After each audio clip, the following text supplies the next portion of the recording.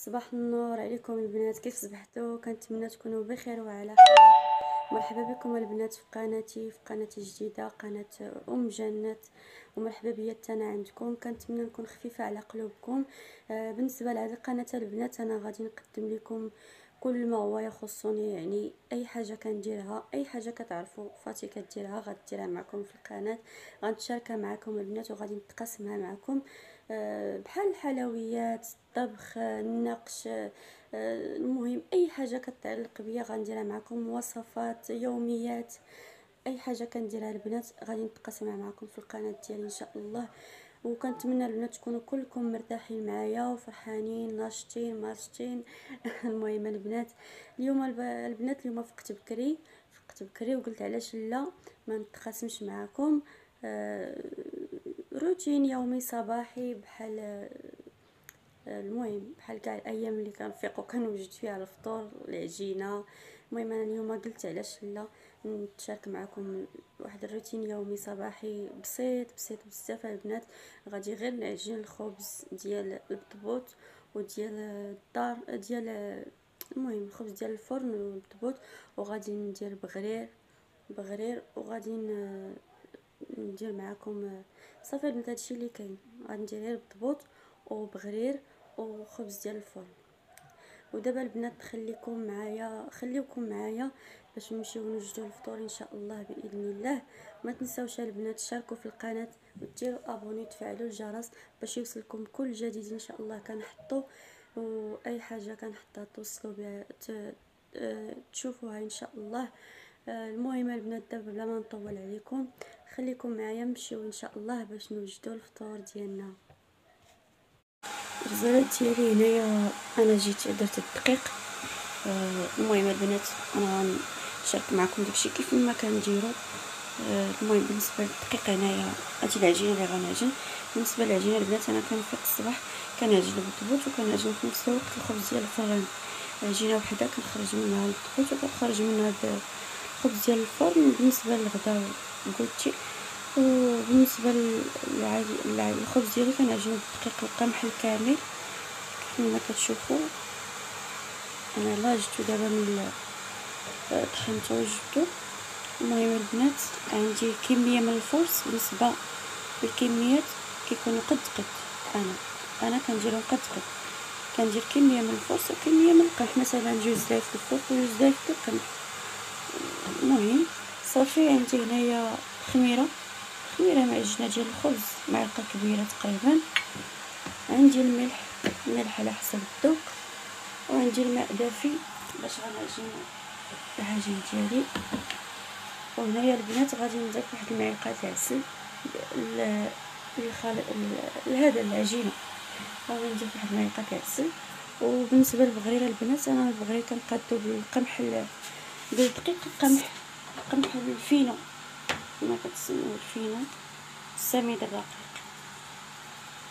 عندي جوج كيسان ديال دقيق القمح الفينو الصلب ولا كيفاش كيسميه. عندي كاس ونص ديال الماء. عندي هنا انا عندي جوج كيسان، ولكن غنبدا نخلط ونشوف. عندي معلقه كبيره ديال الفرص، معلقه صغيره ديال خميره الخبز، وغادي نضيف ليه حتى هو ملعقه صغيره من العسل، وواحد الساشي ديال خميره كيميائيه، خماره حمراء. صافي البنات، والملح حتى هو على صافي البنات. هنا غادي نخدم العجانه باش يوجد لي الخبز دغيا. هنايا غادي نضيف هذيك الخميره اللي عندي، غادي نضيف ملعقه ديال العسل،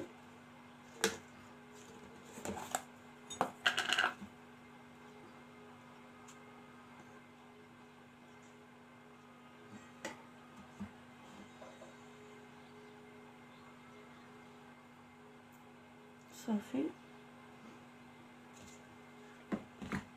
الملح حتى هو على حسب الذوق.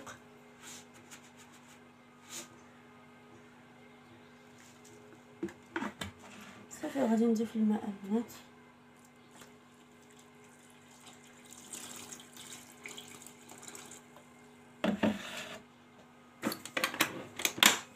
وغادي نشوف الا باقي خاص الماء غادي نعاود نزيدو. كاع ما درت السقيق في الضو وبغيت نخدم العجانه.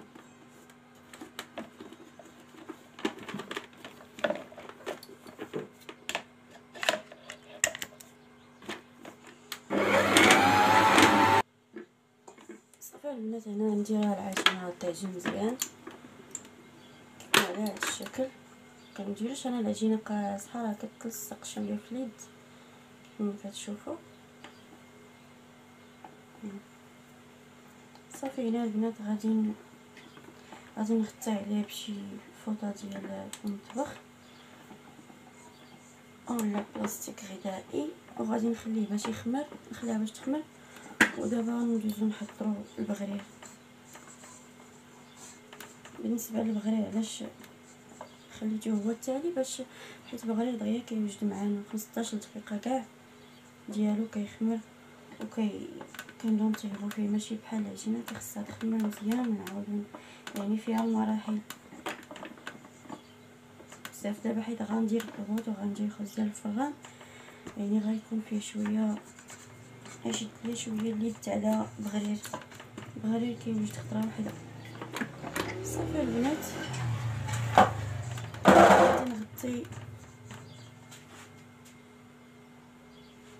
غادي نغطي العجين وغادي نخليه جانبا يخمر وندوزو باش نوجدو بغرير. هنا البنات بالنسبه للبغرير ان شاء الله غادي نضيف دوك 2 كيسان ديال الفينو اللي عندي. بسم الله. غادي نضيف عليهم خميره ديال الخبز ملعقه صغيره. دابا راه الحال سخون دغيا كتفاعل لنا الخميره. غادي نضيفو ملعقه كبيره من دقيق الفرص.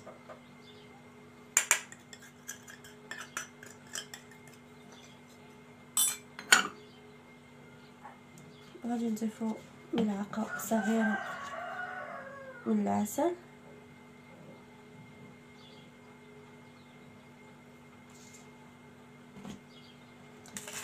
ونضيفو هذه غادي نخليها حتى نبغي نطحن في المونينيكس عاد غنضيفها ان شاء الله. صافي دابا غادي نضيفو الملح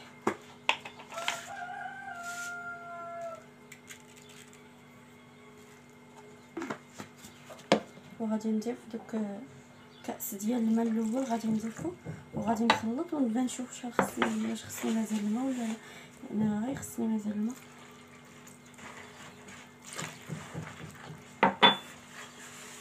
انا ضفت 2 كيسان ومازال خاصني الماء حيت في الحقيقه البنات انا ما كنعبرش الماء، كنبقى نخوي عشوائيا حتى كنشوف الخليط ديالي حتى انا نجيب الماء. نعطيكم انا بالتدقيق شحال خداو ليا دوك 2 كيسان ديال الفينو. انا نزيد كاس اخر ونبدا نزيد فيه بشويه بشويه. دابا درت 2 كيسان، غنضيف نصف كاس اخر. المهم البنات درت 3 الكيسان هنايا. خلطت مزيان وغادي ندوز باش نخوي هذا الخليط في مونينيكس.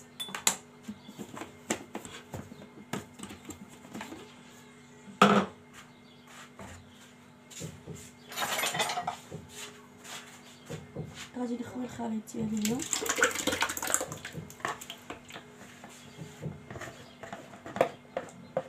صافي ونطحنوا الخليط ونشوفوا القوام ديالو كيفاش خصو يكون.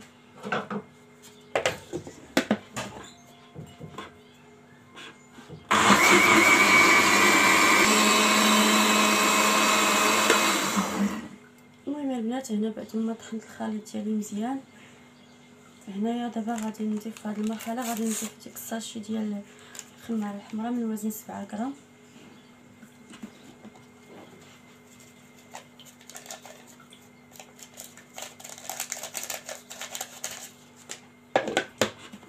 غادي نعاود نخلط ثاني واحد شويه. صافي البنات هنا راني ضفت ديك الساشي وخلطت. كيكون الخليط على هذا الشكل كيف ما كنتمنى يكون واضح لكم. كيكونوا فيه واحد الفقاعات، كيتكونوا فيه واحد الفقاعات من الفوق. ديك الساعات كنعرفوا بلي الخليط ديالنا بركه عليه. المهم ما كيبانش مزيان. المهم حتى كيتكونوا فيه واحد الفقاعات من السطح صافي كنعرفوا بلي الخليط ديالنا راه واجد للتخمير. دابا غادي نغطي عليه حتى هو، وغادي نخليه حتى هو 15 دقيقه تقريبا. انا كيف ما قلت لكم ديما كنستعين بهذه الاداه هذه، كنت خديتها في الكارفور، زوينه في الصراحه، كتنفعني بزاف لي كيك بحال هكا الحاجه اللي كنحطها تخمر وبزاف. انا حيت كنسى بزاف كتنفعني، ولا الا كتنفعني البنات الا كنتو كتنساو بحالي الحاجه كتحطوها تنساوها ما عليكم الا بهذه الاداه هذه. المهم انا كنحققها على حساب دابا، بحال دابا غندير 15 دقيقه كيف ما كتشوفوا عندنا السهم في الصفر. دابا غندورها حتى الصفر نيت، وغنردها ل 15 كما كتشوف، غنردها ل 15. دابا درتها على 15 دقيقه. فاش دوز 15 دقيقه غترجع للصفر وغتصفر صافي. ديك الساعات انا غنرجع معكم باش نكملوا الطريقه ديال الطهي ديال الطياب ديال البغرير ان شاء الله. صافي البنات، هنا بعد ما دازت 15 دقيقه انا غندوز باش نبدا نطيب في البغرير ديالي.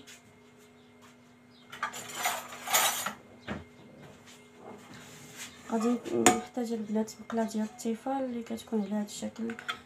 مقله ديال التيفال معروفه بالنسبه للمغاربه ومغرير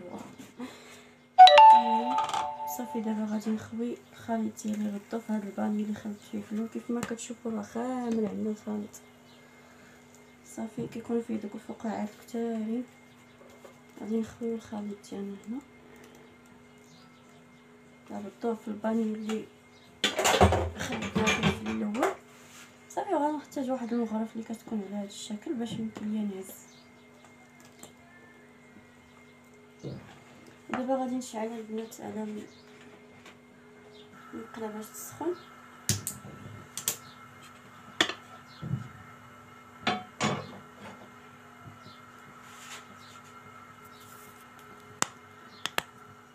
العجين ديالي راه خمر، شوفوا البنات راه خمر. غادي غير نبدا نطيب لكم شي. كيف ما كتشوفوا البنات انا شعلت المقله ديالي باش تسخن.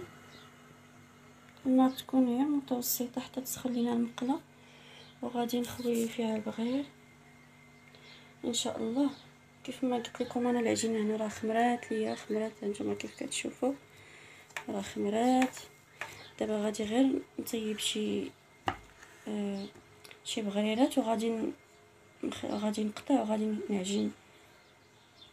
غادي نقطع الفيديو بين ما المهم البنات خليكم معايا غنشوف شنو غندير كنتعصب ملي كيخمر ليا كلشي وما كنعرفش شنو غندير باقي. صافي دابا المقله راه غتكون سخنات سخنات. سمحوا لي على هذا التصوير. دابا البنات غادي نخوي بهذا الشكل وكنسرح عندنا في المقله كامله. وفي هذه المرحله كنجهدوا البوطه كما كتشوفوا راني جهدت ليها مزيان حتى كيتقب لينا البغرير ديالنا كامل. عاد باش كنقصوا وكنخليوها طيب على خاطرها، كنخليوها طيب وتاخدينا داك اللون الذهبي من التحت. كما كتشوفوا البنات راه البغرير كيجي ناجح 100%. وانتم شفتوا كيفاش حضرته معكم من الاول حتى الاخر. هانتوما البنات راه كيتقب مزيان.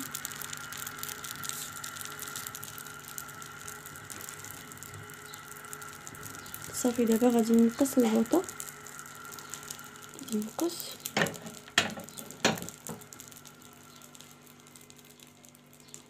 وغادي نخليه يطيب على خاطر. صافي البنات هنا عندي راه البغيره راه طابت، شوف كيفاش خاصها تكون من التحت. صافي دابا غادي نهزها وغادي نحطها فوق شي زيف ديال المطبخ يكون نقي. كما كتشوفوا البنات راه ناجح، كيجي خفيف ولذيذ. المهم البنات غادي نكمل دابا العجين الخليط اللي بقى ليا ديال البغرير، ورجع باش ندير معكم الخبيزات والبطبوط. صافي البنات، هنا راني كملت الكميه ديال البغرير اللي عندي كلها. كيف ما كتشوفوا كيجي خفيف البنات، هانتوما كتشوفوا كيجي خفيف وكيجي كامل ومثقب مزيان. هانتوما كيجي رائع البنات بالدقيق الفينو. بالنسبه للبنات اللي ما عندكمش سميدات الحلوى وبغيتو توجدوا بغرير، يمكن لكم ديروها غير بدقيق القمح كيف ما شاركت معكم انا اليوم. وبالنسبه للعجينه البنات، هنا راه خمرات خمرات خمرات خمرات مزيان، تضاعف الحجم ديالها كما كتشوفوا. دابا غندوز باش نقرص العجينه ديالي. بالنسبه للبطبوط غنديرو غير غنقرصو غير بالنخاله ديال الدقيق اللي عجنت به ديال القمح الكامل. صافي، وهنا عندي زلافه فيها شويه ديال الماء باش غادي نقرص العجين ديالي. وهنا البنات عندي الزرارع. هاد المرحله اختياريه، المهم انا كيعجبني الخبيزات صغار في الكوتي بهاد الزرارع هادو. هنايا عندي الشوفان، عندي البافو زريعه البافو، عندي السمسم الابيض جلجله مبيض، وعندي زريعه الكتان ومن لا يعرفها. المهم البنات هادو هما الزرارع اللي عندي. نتوما يمكن لكم ديروا اي زرارع عندكم، ممكن تخليوه غير بالدقيق غير بالنخاله تقرصوه. المهم البنات خليكم معايا. دابا غندوز باش نبدا نقرص نجمع هاد البغرير باش نبدا نقرص في العجين ديالي. اول حاجه البنات هنايا غادي نحاول نخلط هاد الزرارع اللي عندي، غادي نخلطهم في شي بلاطو او طبسيل. المهم بهذا الشكل، كل كميه كل زريعه غندير منها كميه. هنا درت البافو، هنا غادي ندير الشوفان، غادي ندير الجلجله الابيض،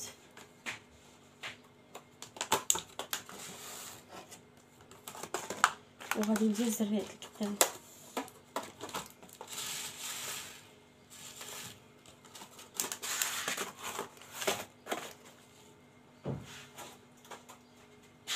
صافي البنات، هنايا غادي نخلط هاد الزرارع مزيان.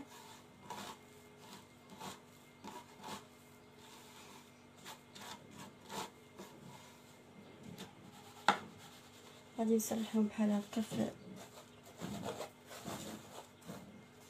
ودابا غادي ندوز باش نبدا نقص العجين ديالي بهذا الشكل. كنفزقو يدينا بالماء. انا هذه هي الطريقه باش كنعجن ديما البنات، اقسم بالله هذه هي الطريقه باش كنعجن، هي اللي شاركت معكم. وهنايا راه عندي واحد الطاواد رشيت فيها النخاله باش غنحط فيها هذا الخبز اللي غادي ندير في الفرن بالنخاله. صافي كنبدا ندير بهذه الطريقه.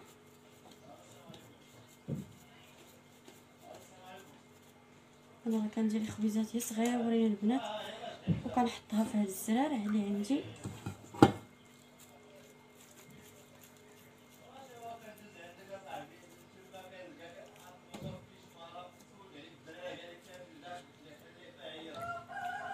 صافي كنستمر بهذه الكيفيه.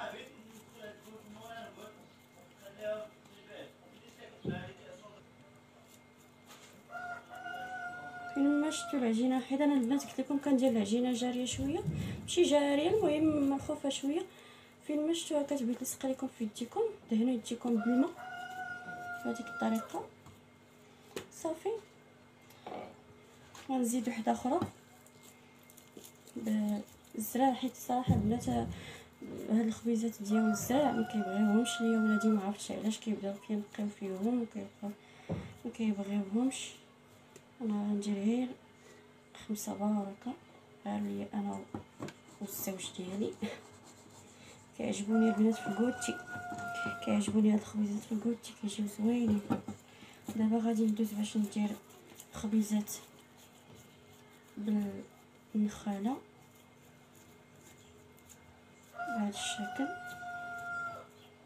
غادي نحطهم في الطاوه اللي رشيتها حتى هي بالنخاله.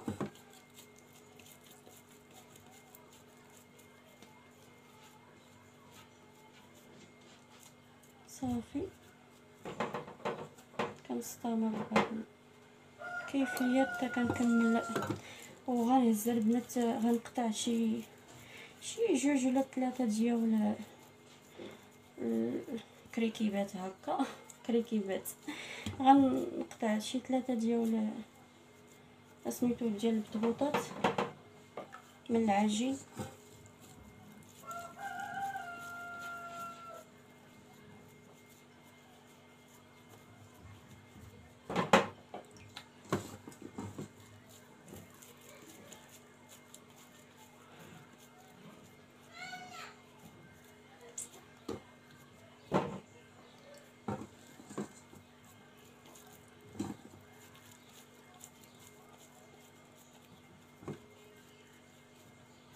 المهم البنات انا غنكمل هذه الطريقه ونرجع باش نوريكم الطريقه ديال الكراس باش كنكرس.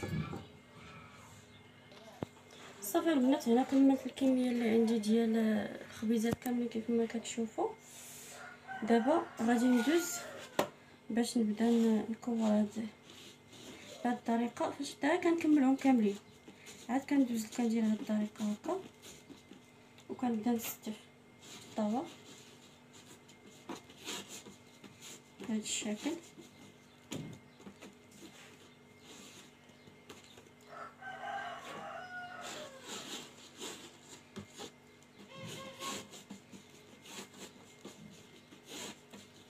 كما كتشوفوا البنات كنستمر بهذه الكيفيه. نفس الشيء بالنسبه للخبيزات ديال النخاله حتى هما نفس الكيفيه. وانا هنا راني درت جوج بطبوطات هما كبرت درت الحجم ديالهم كبير شويه على الخبيزات ديال الفرن.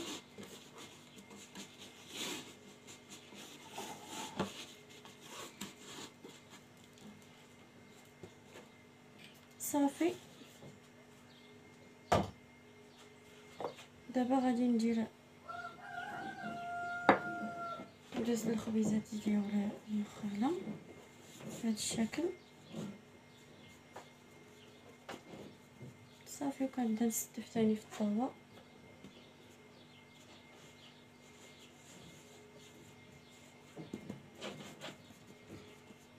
نكمل البنات ونرجع معكم. صافي البنات هنايا راني كملت عاوتاني الخبيزات اللي عندي.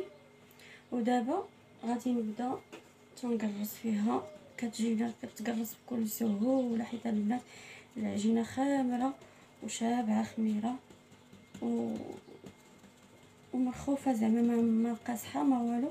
وفاش كندير انا هاد الطريقه نبدا بالاولى وكنكملهم كاملين عاد كنرجع ثاني الاولى. ما كنجي فين كنرجع لديك الاولى كنلقاها ما كنجي فين كنكملهم كاملين كنلقى ديك اللي بديت بهم كنلقاهم مترخا وكيجيونا ساهلين في التكراسه البنات كيف كتشوفوا. انا هنا بديت بالبطبوط غنبدا به هو الاول باش نحطو يختمر معايا ثاني واحد شويه حيت باش غنفطروا ان شاء الله. صافي هذا البطبوط ما كيعجبنيش البنات غليظ بزاف بالخصوص البطبوط ديال القمح ديال الدار القمح الكامل ما كيعجبنيش يكون غليظ البنات. كيعجبني البطبوط يكون رقيق ماشي رقيق كما نتوما غتشوفوا. راه كاين تفخ معنا في الطياب ثاني راه كاين تفخ ثاني كيطلع. صافي البنات بهذا الشكل وغادي نحطو البطبوطه ديالنا. غادي نحطوها هانتوما البنات راني فرشت هنايا واحد السيف واحد لاطو وغادي نحط فيه البطبوط ديالي. غادي ندوز باش نقرص الاخرى.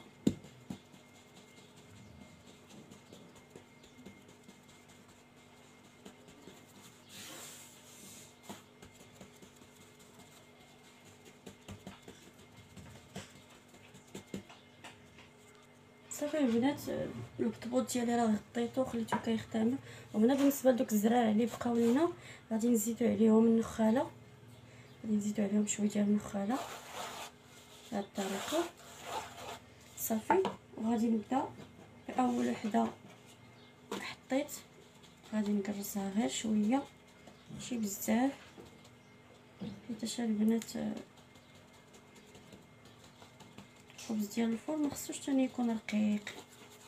صافي بهذا الشكل كما كتشوفوا راه كتلبس لينا كلها بالزراع، كيجي رائع البنات. هذا الخبز ديال الزراع جربوه ردوا عليا الخبر بهذه الطريقه اللي عطيتكم.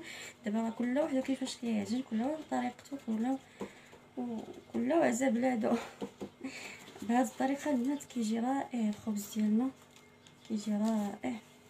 صافي دابا غنبدا نستف الطاوه، غنبدا نقرص ونستف الطاوه بهذا الشكل.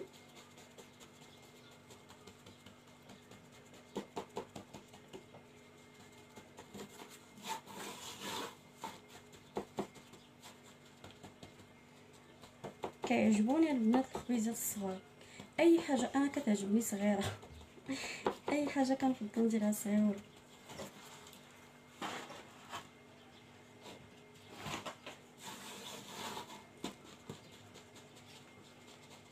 كما كتشوفوا راه كتقرص معنا بكل سهوله، راه العجينه مرتاحه مزيان وسهله.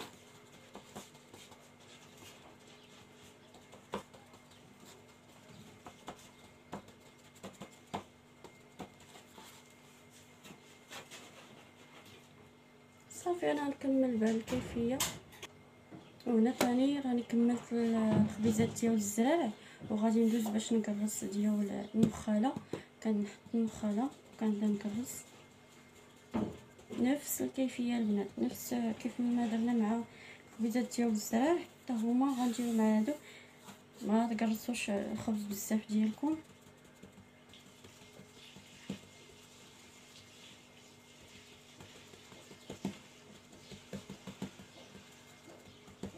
صافي البنات بهذا الشكل.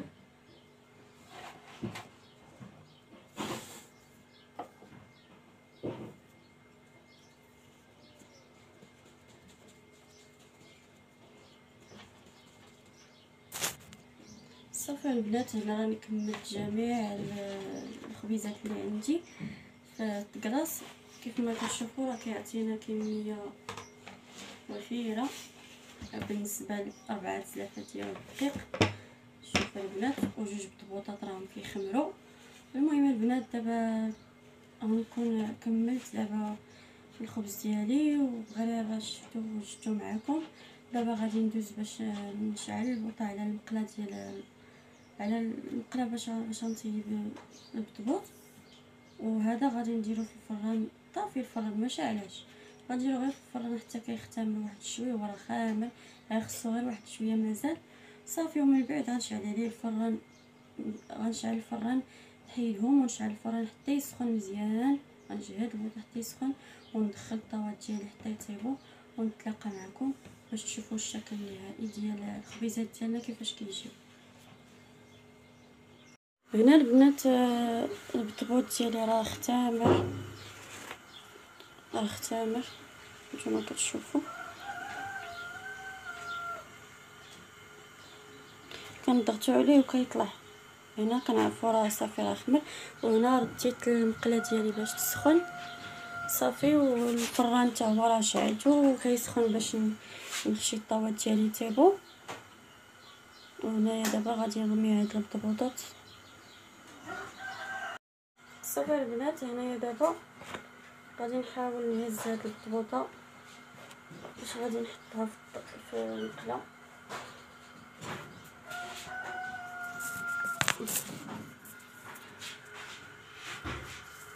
كما كيف كتشوفوا البنات انا غادي نحاول نخليها غير واحد شويه حتى تبان لينا بغا يخرجوا فيها واحد الفقاعات هنايا في السطح ديال البطبوط ديالنا. وغادي نقلبوها ما نخليوهاش هانتوما راه بدات كتطلع واحد النبيله البنات. دابا غادي نقلبها. انا هنا راني قلبت البطبوطه البنات، اللي قلبتها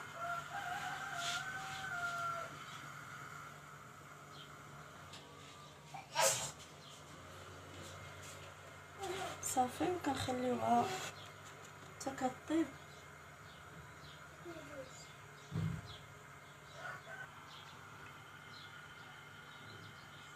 كما كتشوفوا البنات هنا البطبوط ديالي راه كينتفخ، قلت لكم راه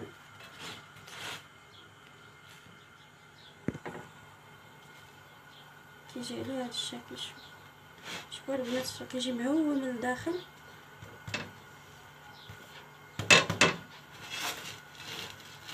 صافي كنبقاو كنقلبوا في البطبوط ديالنا حتى كيطيب من الجهتين.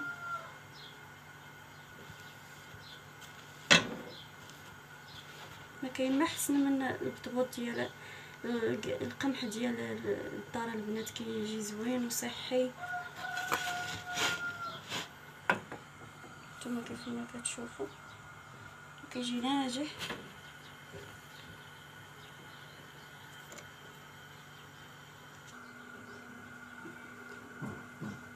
صافي البنات انا غادي نكمل الطياب ديال البطبوط اللي عندي، ونكمل ونطيب الخبز اللي درت في الفرن، ونرجع باش نوريكم الشكل النهائي ديالهم كيفاش كيجيو.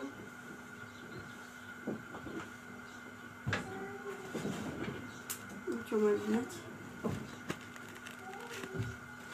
كيجي مهول البنات. هانتوما انا نحل معكم باش تشوفوا كيفاش كيجي من الداخل، ميجيش معجن ولا، راه كيجي مهول البنات من الداخل.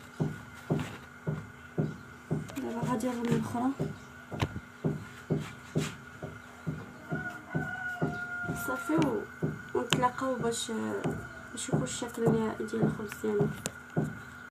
صافي البنات هنايا غادي نكون وصلت لنهايه الحلقه ديال الفيديو، الحلقه اليوم ان شاء الله ديال روتين صباحي بالبطبوط وبغرير خبيزات الفرن. المهم البنات كتشوف كيف كتشوفوا كيجي فطور رائع وسهل التحضير.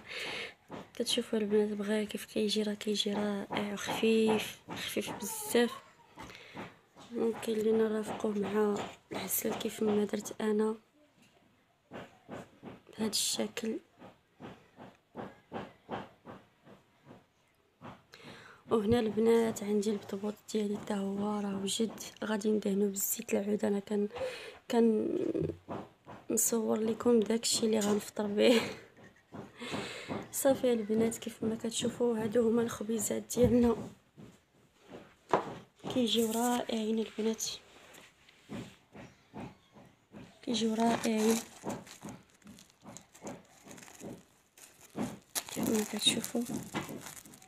كيجي خبز رائع وهشيش.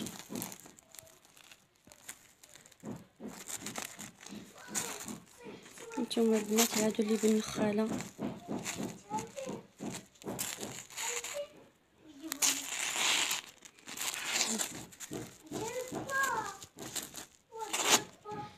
صافي البنات هادو هما